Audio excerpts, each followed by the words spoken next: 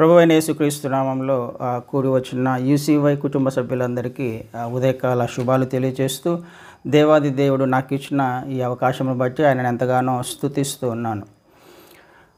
మంచిది. మనం గత కొంతకాలం నుంచి నిర్గమకాండము 12వ అధ్యాయంలోని అంశాల గురించి ధ్యానం చేసుకుంటూ ఉన్నాం కదండి. పోయిన వారము అగ్ని చేత కాల్చబడినది అనే అంశాన్ని తీసుకొని, ఎందుకంటే ఆ పస్కా పశువును మనం ఏ విధంగా తినాలి, పస్కా పండుగను ఇజ్రాయేలీలు ఆచరించాలి.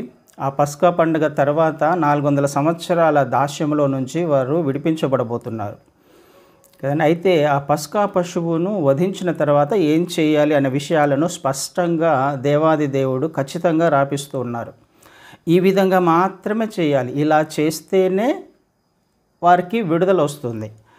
అలా చేస్తే కొన్ని విషయాలు లేకపోతే లేఖనాలు నెరవేర్చబడతాయి. దేవుడు ఏ ప్రణాళిక అయితే పాత నిబంధనలు కలిగి ఉన్నాడో వాటన్నిటినీ నెరవేర్పు దిశగా నూతన నిబంధనలో రాయించాడు అనే విషయము మనకు ఖచ్చితంగా తెలుసు. అయితే పోయిన వారము మనము ఇందులో అగ్ని చేత కాల్చబడిన అనే అంశాన్ని తీసుకొని మనము ధ్యానం చేసుకున్నాం. అదే వాక్య భాగంలో ఈరోజు అగ్ని చేత కాల్చబడిన మాంసమును పొంగని రొట్టెలతో తినాలి. ఆ మాంసాన్ని పొంగని రొట్టెలతో మాత్రమే తినాలి. అంటే పొంగని రొట్టెలు ఉన్నాయి అని అంటే పొంగిన రొట్టెలు కూడా ఉన్నాయనే కదా అర్థం. పొంగని రొట్టెలతో తినాలి అని అంటే పొంగిన రొట్టెలతో తినకూడదు అని అర్థం కదండి. పొంగనివి, పొంగినవి, ఈ రెండిటికి దేవుడు ఖచ్చితంగా ఒక వివరణ ఇస్తున్నాడు. పొంగినవి అంటే ఏంటి, పొంగనివి అంటే ఏంటి? పొంగని రొట్టెలు మాత్రమే తినాలి. ఈ విషయాన్ని మనం ఒకసారి 1 కొరింథియన్స్లో కొరింథీయులకు రాసిన మొదటి పత్రిక 5వ అధ్యాయంలో 7వ వచనం నుంచి చదువుతాను. కొరింథీయులకు రాసిన మొదటి పత్రిక 5వ అధ్యాయము 7వ వచనం నుంచి. మీరు పులిపిండి లేనివారు కనుక క్రొత్త ముద్ద అవుటకై ఆ పాతదైన పులిపిండిని తీసి పారవేయుడి. ఇంతేకాక క్రీస్తు అను పస్కా పశువు వధింపబడెను కనుక పాతదైన పులిపిండితోనైనను దుర్మార్గతయు దుష్టత్వము నను పులిపిండితోనైనను కాకుండా నిష్కాపట్యమును సత్యమును అను పులియని రొట్టెతో పండుగ ఆచరింతుము. పండగ ఏ విధంగా ఆచరించాలి? క్రీస్తు అనే పస్కా పశువు వధించబడింది. అయితే పండగ ఏ విధంగా ఆచరించాలి అని అంటే ఖచ్చితంగా ఇక్కడ పౌలు గారు కూడా కొన్ని విషయాలు రాస్తున్నారు. పులియని పిండి, పులిసిన పిండి అనే 2 విషయాలు ఇక్కడ ఆయన తెలియజేస్తున్నారు కదా. పులిసిపోయింది, ఆ పిండి పులిసిపోయింది అని అంటే అర్థం ఏంటంటే అది పొంగిన రొట్టెగా మనకు అర్థం అవ్వాలి. పిండి, ఆ ముద్ద, మనం పిండి చేస్తాం కదండి, ఆ ముద్ద పులిసిపోయింది అనుకోండి, పులిసిపోతే అది రొట్టెగా, పొంగిన రొట్టెగా తయారవుతుంది. ఒకవేళ ఆ పిండి పులియకపోతే అది పొంగని రొట్టెగా తయారవుతుంది. అయితే పులిసిన దానిని దేనికి సాదృశ్యంగా ఉంది, పులియనిది దేనికి సాదృశ్యంగా ఉంది? పొంగిన రొట్టె దేనికి సాదృశ్యంగా ఉంది, పొంగని రొట్టె దేనికి సాదృశ్యంగా ఉంది అనే విషయాన్ని ఇక్కడ పౌలు గారు స్పష్టంగా రాపిస్తూ ఉన్నారు. ఆ పిండి పులిసిపోకూడదు. పులిసిపోకూడదు అంటే అర్థం ఏంటి? ఆ విషయాన్ని రాపిస్తున్నారు. పాతదైన పులిపిండి తీసి పారవేయడి కనుక పాతదైన పులిపిండితోనైనను అంటే దుర్మార్గతయు దుష్టత్వమును అను పులిపిండితోనైనను. పులిసిపోయి ఉంది అని అంటే అర్థం ఏంటంటే దుర్మార్గత, దుష్టత్వము అనే విషయాలకు సాదృశ్యంగా ఉంది. అంటే మనము లేకపోతే ఇజ్రాయేలీలు అగ్ని చేత కాల్చబడిన ఆ పస్కా పశువును దుర్మార్గత, దుష్టత్వము అనే లక్షణాలు లేకపోతే దేవునికి వ్యతిరేకమైన ఆలోచనలు, తిరుగుబాటు స్వభావము, దేవునికి నచ్చని లక్షణాలతో హృదయములో పెట్టుకొని దానిని తినకూడదు అని అర్థం. దేనికి సాదృశ్యంగా ఉంది అని అంటే పులిసిపోయి ఉంది అని అంటే పులిసినది పాపానికి సాదృశ్యంగా ఉంది. పులిసిన పిండి పాపానికి సాదృశ్యంగా ఉంది. ఏంటి ఆ పాపం యొక్క లక్షణాలు ఏంటంటే దుర్మార్గత, దుష్టత్వము. హృదయములో దేవునికి నచ్చని లక్షణాలు. దేవుని చిత్తములో లేని ఆలోచనలు. అప్పటిదాకా వాళ్ళు జీవించిన ఆ జీవితం కూడా అలాంటిదే కదా. దేవుణ్ణి మర్చిపోయి వారి ఇష్టానుసారంగా బ్రతికారు కాబట్టి వాళ్ళు 400 సంవత్సరాలు బానిసత్వంలో ఉండిపోయారు. ఇప్పుడు దేవుడు వారిని విడిపిస్తూ ఉన్నాడు. విడిపిస్తూ ఉన్నప్పుడు మీరు ఎలా ఉండాలి?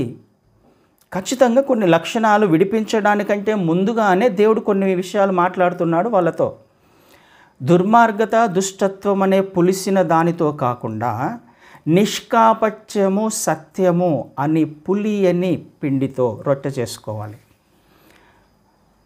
కపటము లేని హృదయముతో, ఇంతవరకు మీరు ఏ ఆలోచనలతో అయితే కలిగి ఉన్నారో, మీ జీవితం ఎలా ఉండిందో, మీ తిరుగుబాటు స్వభావం ఎలా ఉందో, ఏ విధంగా దేవుణ్ణి మర్చిపోయిన జీవితం జీవించారో, ఏ విధంగా బానిసత్వంలో ఉండిపోయారో, ఎందుకు బానిసత్వంలో ఉండిపోయారో, ఈ విషయాలను తెలుసుకోవడానికి సత్యమును గ్రహించండి.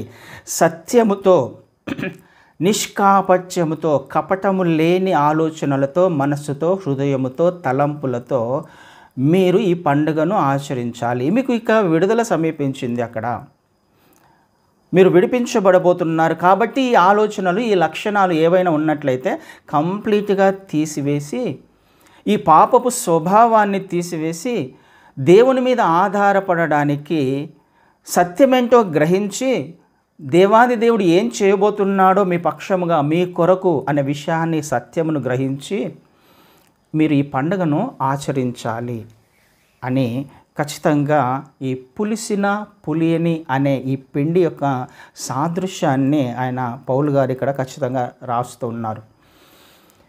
ఒక విషయాన్ని దేవుడు రాయించాడు అని అంటే ఖచ్చితంగా దేవుడు అందులో ఏదో ఒక విషయం, ఒక అర్థం చేసుకోవాల్సిన విషయం ఖచ్చితంగా ఉంది అనేది మనము గ్రహించాలి. ఆనాడు ఇజ్రాయేలీలు కూడా గ్రహించడానికి ఆయన రాయించాడు. అది సాదృశ్యంగా లేకపోతే దృష్టాంతరములుగా మన ముందు అవి ఉన్నాయి. మనము కూడా చేయవలసిన పని. ఆనాడు ఇజ్రాయేలీయులను పస్కా పశువును బలిచ్చడం ద్వారా వారికి విడుదల దయచేయబడింది. ఈనాడు క్రీస్తువారు, పస్కా పశువు అనే క్రీస్తువారు బలియాగము చేయడం ద్వారా దేవుని ఇజ్రాయేలీయులుగా చేయబడిన మనకు విడుదల దయచేయబడింది, విమోచన దయచేయబడింది. అయితే వాళ్ళు ఆనాడు ఏదైతే చేశారో ఈనాడు మనము కూడా అది చేయవలసిన అవసరము ఖచ్చితంగా ఉంది. వాళ్ళు ఏదైతే పాటించమని దేవుడు ఆజ్ఞాపించారో మనము కూడా ఆ విషయాలను ఖచ్చితంగా ఆచరించవలసిన అవసరము ఖచ్చితంగా ఉంది. పస్కా పశువు క్రీస్తు వారికి సాదృశ్యంగా ఉంది. పులిసిన పిండి పాపానికి సాదృశ్యంగా ఉంది. పులియని రొట్టెలు నిష్కాపట్యము, కల్మషము లేని, కపటము లేని సత్యము అనే విషయానికి సాదృశ్యంగా ఉంది.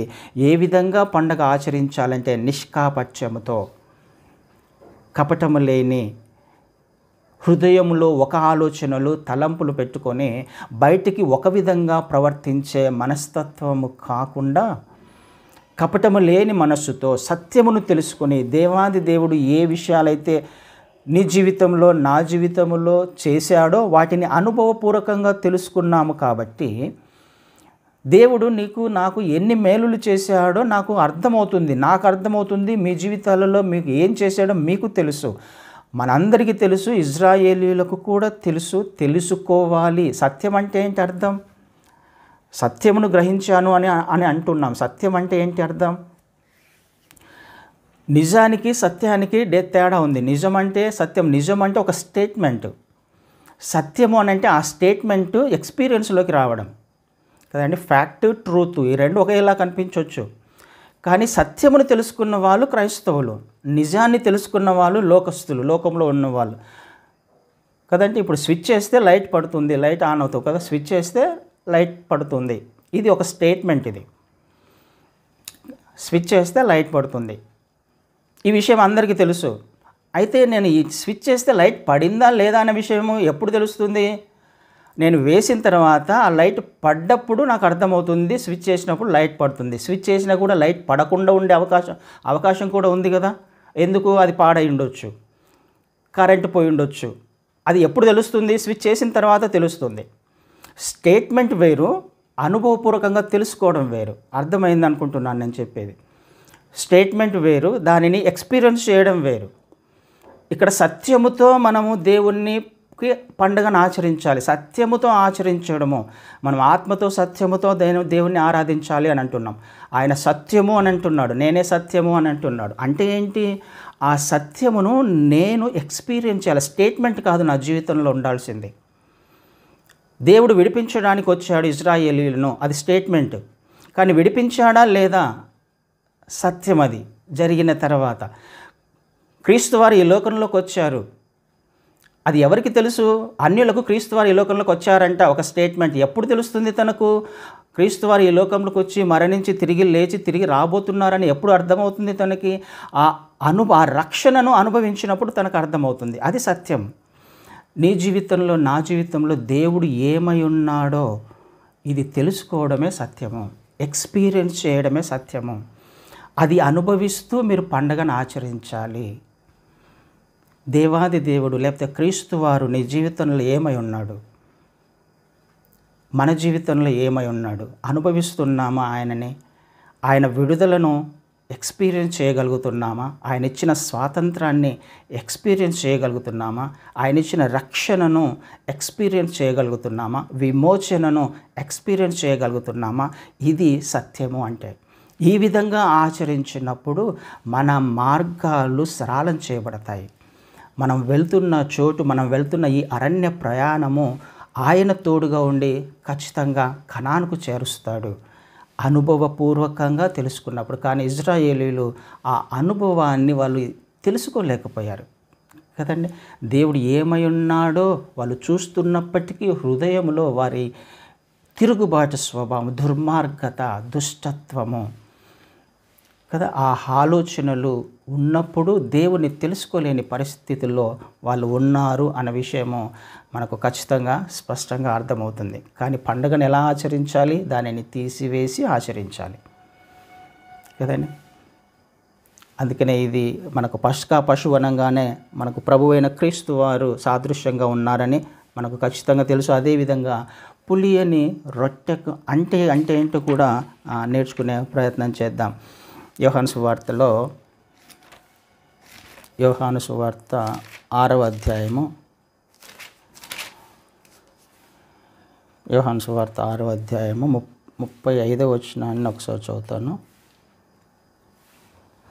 అందుకు యేసు వారితో ఇట్లా, నేను జీవాహారము నేనే, నా యొద్దకు వచ్చువాడు ఏమాత్రమును ఆకలిగొనడు, నా యందు విశ్వాసముంచువాడు ఎప్పుడునూ దప్పిగొనడు. అదేవిధంగా 51వ వచనాన్ని కూడా చదువుతాను. పరలోకము నుండి దిగి వచ్చిన జీవాహారము నేనే, ఎవడైనను ఈ ఆహారము భుజించితే వాడెల్లప్పుడూ జీవించును, మరియు నేనిచ్చు ఆహారము లోకమునకు జీవము కొరకైన నా శరీరమే అని మీతో నిశ్చయముగా చెప్పుచున్నాను నేను. తర్వాత యూదులు ఈయన తన శరీరమును ఎలాగూ తిననీయగలడని ఒకరితో ఒకడు వాదించిరి. కావున యేసు ఇట్లనెను, మీరు మనుష్య కుమారుని శరీరము తిని ఆయన రక్తము త్రాగితేనే కానీ మీలో మీరు జీవము కలవారు కారు. నా శరీరము తిని నా రక్తము త్రాగువాడే నిత్య జీవము కలవాడు, అంత్య దినమున నేను వానిని లేపుదును. మనము ప్రతి వారము కూడా కొన్ని సంఘాల్లో ప్రతి వారము లేకపోతే కొన్ని సంఘాలలో నెలకు ఒకసారి ఏం చేస్తామండి? రొట్టె ద్రాక్ష రసము తింటాం కదా. ఈ రొట్టె ఎవరు? ఇందాక పులియని రొట్టెతో పండగ ఆచరించాలి. ఈ రొట్టె ఎవరికి సాదృశ్యంగా ఉంది? మనం బల్లలో చేయి వేస్తున్నాం. ఈ రొట్టె ప్రభువైన క్రీస్తు వారికి సాదృశ్యంగా ఉంది. పరలోకము నుండి దిగి వచ్చిన జీవాహారమును నేనే, పరలోకము నుండి దిగి వచ్చిన ఆ రొట్టెను నేనే. ఆ రొట్టె విరవబడింది కదండి, ఆ రొట్టె కాల్చబడింది, విరవబడింది. ఈ రొట్టెను భుజించిన వాడు మాత్రమే నిత్య జీవానికి అర్హుడు. ఆనాడు మన్నాను భుజించారు మీ పితరులు, పరలోకము నుండి దిగి వచ్చిన మన్నాను భుజించారు. కానీ ఆ మన్నా తిన్నప్పటికీ కూడా వారు నశించిపోయారు. ఎందుకు నశించిపోయారు? వారి హృదయంలో ఉన్న దుర్మార్గతను బట్టి, దుష్టత్వాన్ని బట్టి, తిరుగుబాటు స్వభావాన్ని బట్టి. కానీ నేను పరలోకము నుండి దిగి వచ్చాను, ఈ మన్నాను లేకపోతే ఈ రొట్టెను తిన్నవాడు నిత్య జీవానికి వారసుడవుతాడు. ఈ రొట్టెను తిన్నవాడు ఒక ఆజ్ఞ అండి. ఇది ఎలా మనం ఆచరించాలి అని అంటే ఆ రొట్టెను భుజించాలి, ఆ బల్లలో చేయి వేయాలి. విశ్వసించిన ప్రతి ఒక్కరు కూడా, ప్రతి విశ్వాసి కూడా ఖచ్చితంగా ఆ రొట్టెలో ద్రాక్షారసంలో చేయి వేసిన వారికి మాత్రమే అనే మాట కూడా ఉంది కదా అక్కడ. త్రాగితేనే, ఈ శరీరము తిని ఆయన రక్తము తాగితేనే కండిషన్ ఉంది. తాగితేనే, తింటేనే. ఇది ఒక క్రమాన్ని దేవాది దేవుడు ఏర్పాటు చేశారు. రొట్టెను భుజించాలి. ఎలా భుజించాలి? దుర్మార్గత లేకుండా, దుష్టత్వము లేకుండా హృదయంలో కదండి. ఆ రొట్టె క్రీస్తు వారికి సాదృశ్యంగా ఉంది. కాల్చబడిన క్రీస్తు వారికి సాదృశ్యంగా ఉంది. విరవబడిన శరీరము, దున్నబడిన క్రీస్తు వారికి సాదృశ్యంగా ఉంది. ఆ రొట్టె తినకపోతే నిత్య జీవానికి వెళ్ళను అనేక అర్థము. ఆ రొట్టెలో ఆ నేను ఆ బల్లలో పాలిభాగస్తుని కాకపోతే నిత్య జీవానికి వారసుని కాను అనేగా దాని అర్థము. తింటేనే, తాగితేనే మీలో నిత్య జీవం కలవారు అని రాయబడింది. ప్రతి విశ్వాసి, ప్రతి క్రైస్తవుడు క్రీస్తు వారిని అంగీకరించిన తర్వాత దేవుడు ఏర్పరిచిన ఈ క్రమమును ఖచ్చితంగా పాటించాలి. ఆయన రొట్టెలో చెయ్యి ఖచ్చితంగా వేయాలి. ఆయన శరీరాన్ని ఖచ్చితంగా భుజించాలి. ఆ రొట్టెను ఖచ్చితంగా భుజించాలి ప్రతి విశ్వాసి కూడా. అయితే భుజించడానికంటే ముందు చేయవలసిన పని ఏ విధంగా భుజించమంటున్నాడు? పులియని, పులిసిన కాదు, పులియని కదా. ఆ విషయాన్ని మనకు ఇదే కొరింథీయులకు రాసిన పత్రిక 11వ అధ్యాయంలో, ఇది మనము బల్ల తీసుకునే ముందు సాధారణంగా అందరూ చదువుతూ ఉంటారు కదండి. 11వ అధ్యాయం 26 నుంచి ఒకసారి చూస్తే, మీరు ఈ రొట్టెను తిని ఈ పాత్రలోనిది త్రాగునప్పుడల్లా ప్రభువు వచ్చే వరకు ఆయన మరణమును ప్రచురించుదురు. కాబట్టి ఎవడు అయోగ్యముగా ప్రభువు యొక్క రొట్టెను తినునో లేక ఆయన పాత్రలోనిది త్రాగునో వాడు ప్రభువు యొక్క శరీరమును గూర్చియో రక్తమును గూర్చియో అపరాధి అగును. అయోగ్యముగా అంటే అర్థం ఏంటి? రొట్టెను భుజించడానికంటే ముందర నిన్ను నీవు, నన్ను నేను, మనల్ని మనము పరిశీలించుకొని, పరీక్షించుకొని రొట్టెలో చేయి వేయాలి.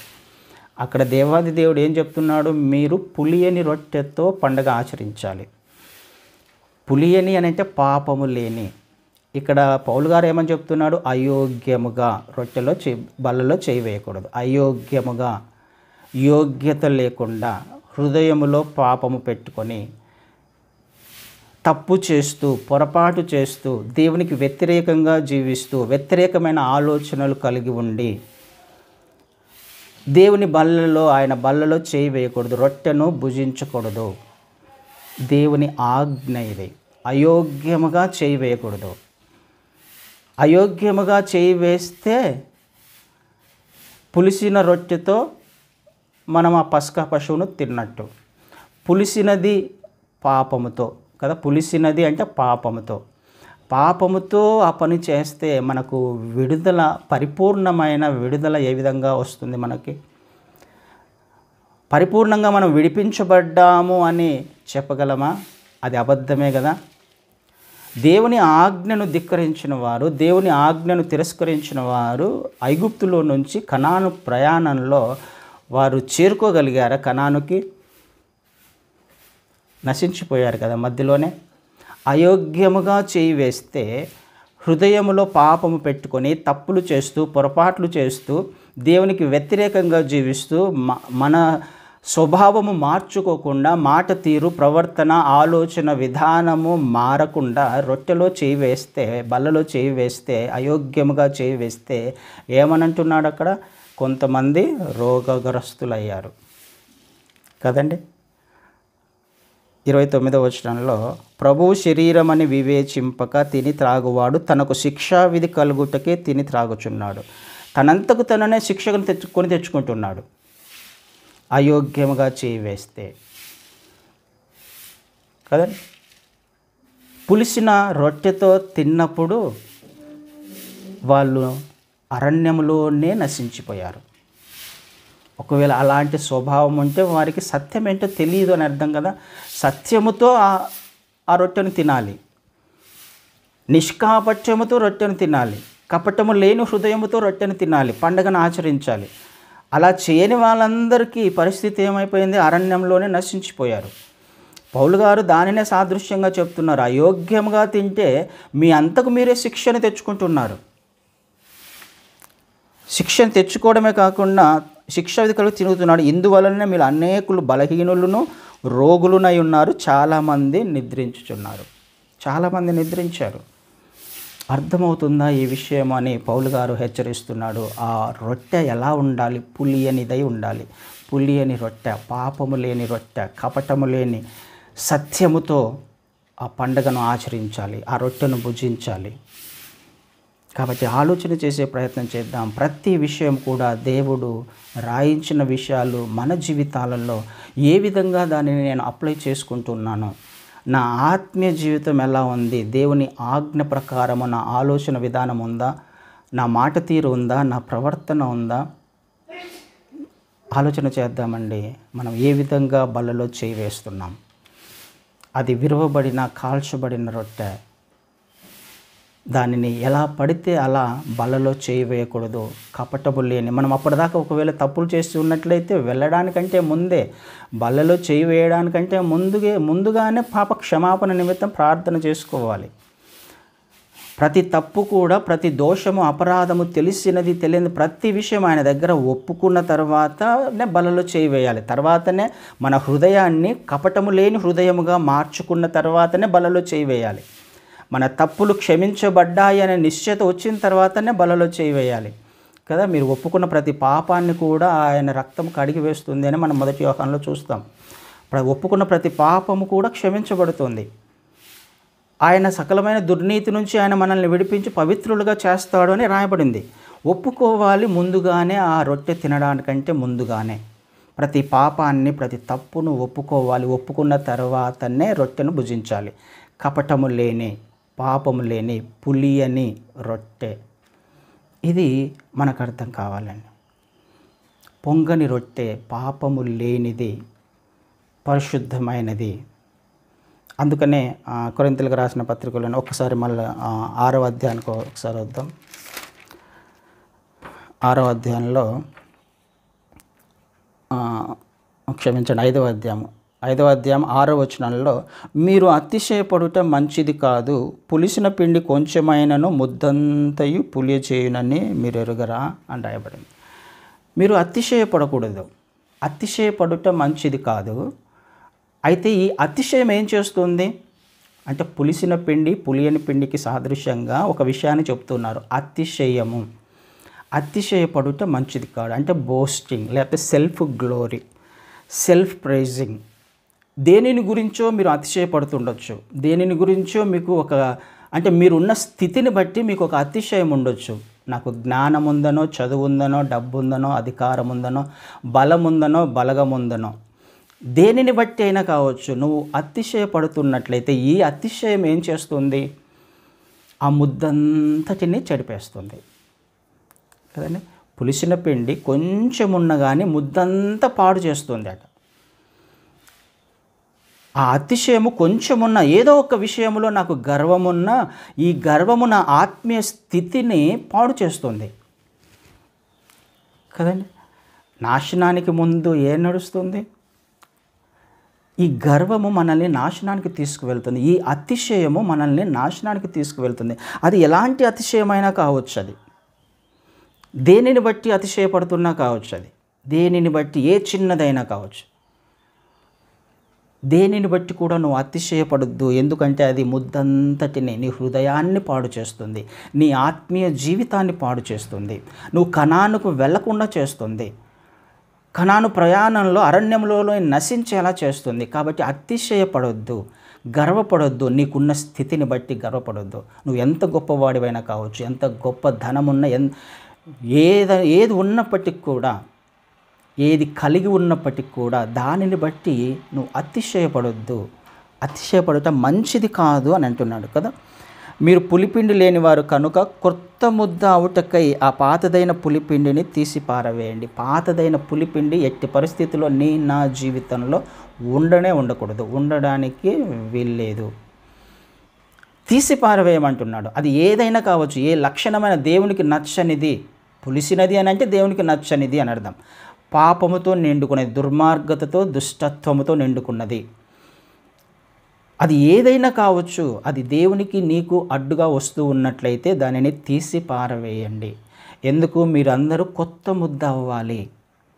క్రీస్తుతో అంటుకట్టబడిన వారు. క్రీస్తు పులియని రొట్టె. క్రీస్తు ఎలా ఉన్నారు? జీవాహారం రొట్టె ఆయననే కదా, పరలోకం నుండి దిగి వచ్చిన రొట్టె ఆయనే. అందులో ఒక ముద్దలో మనం కూడా ఒక భాగస్థులం కాబోతున్నాం. ఒక కొత్త ముద్ద అవ్వాలి. ఆ పాపము లేని ఆ ముద్దకి, పాపము లేని ఆ శరీరానికి, పాపముతో నింపబడిన మన జీవితము లేకపోతే మన శరీరము ఏ విధంగా అంటుకట్టబడుతూ ఉంది?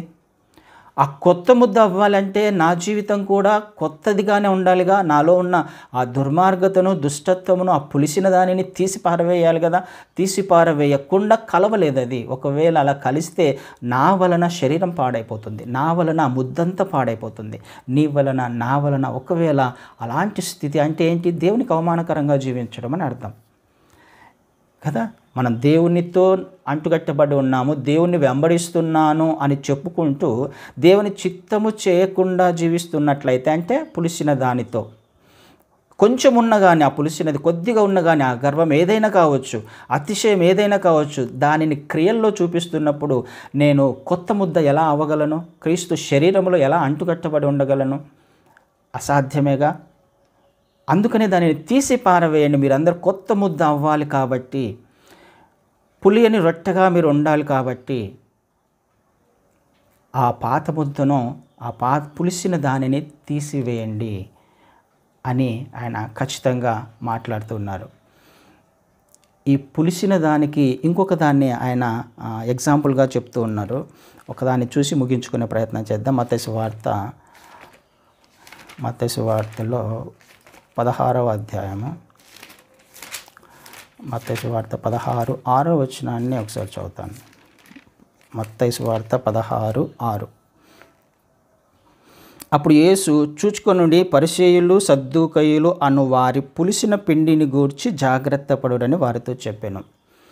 పరిసయ్యులు సద్దూకయ్యులు అనే పులిసిన పిండి. ఎవరితో పోలుస్తున్నాడు ఆయన ఈ పులిసిన పిండిని? పరిసయ్యులతోనూ సద్దూకయ్యులతోనూ పోలుస్తూ ఉన్నాడు. కానీ శిష్యులకు ఆ విషయం అర్థం కాల. తన వాళ్ళే, తన బిడ్డలే, కానీ అర్థం కాల. తనను వెంబడిస్తున్న వారికే అర్థం కాల. వాళ్ళతో జాగ్రత్తగా ఉండండి అని అంటే వాళ్ళు ఏమనుకున్నారు? మేము రొట్టెలు తేలేదు కాబట్టి దేవుడు మమ్మల్ని హెచ్చరిస్తున్నాడు, తిడుతున్నాడు అని అనుకున్నారు.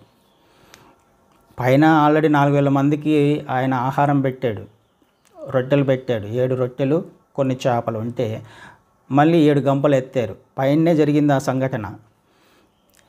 కానీ కొద్ది దూరం పోయిన తర్వాత అక్కడ ఒక పరిచయులతో సద్దుకలతో ఒక డిస్కషన్ అయిన తర్వాత క్రీస్తు వారు శిష్యులతో ఈ మాట్లాడుతున్నారు. పులిసిన పిండితో జాగ్రత్తగా ఉండండి.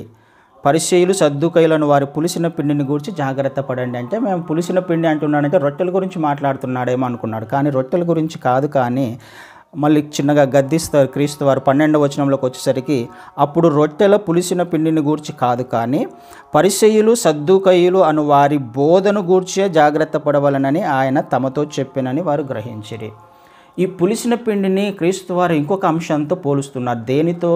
సద్దూకయ్యులు, పరిసయ్యులు, శాస్త్రులు వీళ్ళు ఎవరైతే ఉన్నారో వీళ్ళు చేసే బోధ గురించి జాగ్రత్త పడండి. పులిసిన పిండి తప్పుడు బోధకు సాదృశ్యంగా ఉంది కదండి. పులిసిన పిండి తప్పుడు బోధకు సాదృశ్యంగా ఉంది. పరిసయ్యులు, సద్దూకయ్యులు చేస్తున్న బోధలకు సాదృశ్యంగా ఉంది. ఎలా ఉన్నాయి వాళ్ళ బోధలు? పరిసయ్యులు, సద్దూకయ్యులు ఎలాంటి బోధలు చేస్తున్నారు వాళ్ళు? 23వ అధ్యాయాన్ని ఒకసారి చూస్తాం. మత్తయి సువార్త 23వ అధ్యాయంలో, అప్పుడు యేసు జనసమూహముతోనూ తన శిష్యులతోని ఇట్లనెను, శాస్త్రులు పరిసయ్యులు మోషే పీఠమందు కూర్చుండేవారు కనుక వారు మీతో చెప్పు వాటినన్నిటిని అనుసరించి గైకొనుడి, అయినను వారి క్రియల చొప్పున చేయకండి. వారు చెప్పుదురే కానీ చేయరు. మోయశక్యం కాని భారమైన బరువులు కట్టి మనుష్యుల భుజముల మీద వారు పెట్టుదురే కానీ తమ వేలితోనైనను వాటిని కదలింపనొల్లరు. మనుష్యులకు కనబడు నిమిత్తము తమ పనులన్నీ చేయుదురు. తమ రక్షరేకులు వెడల్పుగాను తమ చెంగులు పెద్దవిగాను చేయుదురు. విందులలో అగ్రస్థానంలోను సమాజ మందిరములలో అగ్రపీఠములను సంత వీధులు వందనములను మనుష్యుల చేత బోధకులని పిలువబడుటయు కోరుదురు. ఇది వాళ్ళు చేస్తున్న బోధ, వాళ్ళ ప్రవర్తన. వాళ్ళను అనుసరించొద్దు. వాళ్ళు చెప్పే వాటిని చేయండి. వారు చెప్పిన వాటిని మీరు చేయండి, కానీ వాళ్ళు అనుసరిస్తున్న వాటిని మీరు అనుసరించకండి. పులిసిన పిండిని తప్పుడు బోధతో క్రీస్తు వారి పోలుస్తున్నారు అని అంటే వాళ్ళు చేస్తున్న బోధ ఏంటి? వాళ్ళు చెప్తారు కానీ చేయరు. ఇది తప్పుడు బోధ, అది దేవునికి ఇష్టంలా కదా. చెప్పేవారిని కాదు కానీ వాళ్ళు అనుసరిస్తుంటేనే వారిని అనుసరించే ప్రయత్నం. వాళ్ళు అనుసరించరు, వాళ్ళు చెప్తారు, మోయలేని భారాలన్నీ మీ మీద పెడతారు, అనేకమైన ఆజ్ఞలను మీ మీద పెడతారు. వాళ్ళు కనీసం వాళ్ళ చిటికెన వేలుతోనైనా వారు ఆజ్ఞను పాటించడానికి ప్రయత్నం చేయరు. అయితే వాళ్ళు చెప్పేది సరి అయినదే. వాళ్ళు ధర్మశాస్త్రమును ఖచ్చితంగా తెలిసిన వాళ్ళు కదా, ధర్మశాస్త్రమునే బోధిస్తారు, అందులో కొన్ని యాడ్ చేసి చెప్తారు కదా. ధర్మశాస్త్రాన్ని బోధించినప్పుడు దాని గురించి వినండి, కానీ దానిని పాటించకండి. వాళ్ళు చెప్తారు కానీ వాళ్ళు చేయరు. వారు అగ్రస్థానాలను కోరుకుంటారు, గొప్ప వాళ్ళని గౌరవించాలి అని అనుకుంటారు కదా. అందరి ముందర వాళ్ళని హెచ్చించాలి, ఘనపరచాలి అని అనుకుంటారు. అలాంటి వారి పట్ల మీరు జాగ్రత్తగా ఉండండి. ఇది పులిసిన పిండికి సాదృశ్యంగా ఉంది, పులిసిన పిండితో సమానము. ఈనాడు కూడా అలాంటి వారు అనేక మంది మన మధ్యలో లేకపోతే మన చుట్టూ చూస్తూ ఉంటాం కదా. వాళ్ళకి గొప్ప చేయాలి, వాళ్ళని పొగడాలి, వాళ్ళని హెచ్చించాలి, ఘనపరచాలి, వారి రక్షారేకులు వెడల్పుగా చేయాలి, వారికి అగ్రస్థానం ఇవ్వాలి, వాళ్ళకి ప్రయారిటీ ఇవ్వాలి. ప్రయారిటీ ఇవ్వకపోతే మామూలుగా ఉండదు మళ్ళీ తర్వాత కదండి. వాళ్ళకి ఇంపార్టెన్స్ ఇవ్వాలి. వస్తున్నప్పుడు లేచి నిలబడము, లేకపోతే వాళ్ళని సాధారణంగా తీసుకెళ్ళడం, చాలా గొప్ప ఆడంబరాలు డంబంగా వాళ్ళని తీసుకుని వెళ్ళాలి. అలాంటి సేవకులు కూడా ఆనాడు ఉన్నారు, ఈనాడు కూడా సంఘంలో అనేక మందిని చూస్తూ ఉంటాం మనం. దేంతో సాదృశ్యంగా, దేంతో పోలుస్తున్నాడు ఆయన? పులిసిన పిండితో పోలుస్తున్నాడు. అలాంటి వారిని, అలాంటి వారి బోధలను, అలాంటి వారి ప్రవర్తనను, వాళ్ళ అగ్రస్థానాలను కోరుకునేవాళ్ళు, వాళ్ళను హెచ్చించాలి, ఘనపరచాలి, గొప్ప చేయాలి అని అనుకునేవాళ్ళు. కానీ వాళ్ళకు తెలియని విషయం, వాక్యం తెలిసినప్పటికీ కూడా మరి తెలుసో తెలియదు అలా కోరుకున్న వాళ్ళు ఏమవుతారో వాళ్ళంతకు వాళ్ళే కీడు తెచ్చుకుంటున్నారు అని లూకా సువార్తలోనే రాయబడి. లూకా సువార్త 6వ అధ్యాయంలో 6వ అధ్యాయం 26వ వచనాన్ని ఒకసారి చదువుతాను. లూకా సువార్త 6:26లో, మనుషులందరూ మిమ్మును కొనియాడునప్పుడు మీకు శ్రమ, వారి పితరులు అబద్ధ ప్రవక్తలకు అదేవిధంగా చేసిరి. మనుషులందరూ ఒక వ్యక్తిని పొగుడుతున్నారంటే అర్థం ఏంటి? ఆ వ్యక్తికి త్వరలో శ్రమ రాబోతుంది అని అర్థం. ఒక వ్యక్తిని హెచ్చించాలి అని ఒకవేళ ఆ వ్యక్తి కోరుకుంటున్నాడంటే తను ఆల్రెడీ పాపంలో పడిపోయాడు అని అర్థం కదా. పొగడ్తా ఏం చేస్తుంది? ఒక వ్యక్తిని పొంగేలా చేస్తుంది. దేవుడు ఏమంటున్నాడు? పొంగని రొట్టెతో తినమంటున్నాడు, పొంగిన రొట్టెతో కాదు. మన జీవితాలు పొంగిపోకూడదు దేనిని బట్టి కూడా కదా. ఒక వ్యక్తిని పొగుడుతున్నామంటే అర్థం ఏంటి? ఆ వ్యక్తిలో రాంగ్ సీడ్, లేకపోతే పొగుడుతున్నామంటే ఆ వ్యక్తిలో చిన్నగా గర్వం స్టార్ట్ అయిపోతుంది అని అర్థం. ఆ గర్వం ఏం చేస్తుంది? ఆ వ్యక్తికి శ్రమను తీసుకొని వస్తుంది కదా. తర్వాత ఏం జరగబోతుంది? శ్రమలను తీసుకొని వస్తున్నప్పుడు ఆ శ్రమ, గర్వము దేవుని చిత్తములో నుండి తప్పించేలా చేస్తుంది. ఆ పులిసిన పిండిని దేనితో పోలుస్తున్నాడు దేవుడు? అబద్ధ బోధ. దేనితో పోలుస్తున్నాడు? పాపముతో. పులియని రొట్టెతో మాత్రమే మనము పండుగను ఆచరించాలి. పులియని రొట్టెతో మాత్రమే మనము ఆయన ముద్దలో క్రొత్త ముద్ద అవ్వాలి. అలాంటి జీవితము మనందరము జీవించాలని. పులిసిన పిండి ఏది ఉండగానే నిష్కారణంగా ఏ ఆలోచన చేయకుండా, ఏ లక్షణం ఉన్నా కానీ, పులిసినది ఏది ఉన్నా కానీ వెంటనే దానిని మనలో నుంచి తీసివేసుకోవడానికి ప్రయత్నం చేద్దాం. కొత్త ముద్ద అవ్వడానికి ప్రయత్నం చేద్దాం. ఆయన బలలో వేసే ముందు కూడా మనము నిష్కపటముగా కదా, మనల్ని మనం యోగ్యులుగా ఎంచుకుని పాపం చేస్తున్నట్లయితే దానిని ఒప్పుకొని బలలో చేయడానికి ప్రయత్నం చేద్దాం. అట్టి కృప దేవుడు మనందరికీ అనుగ్రహించును గాక.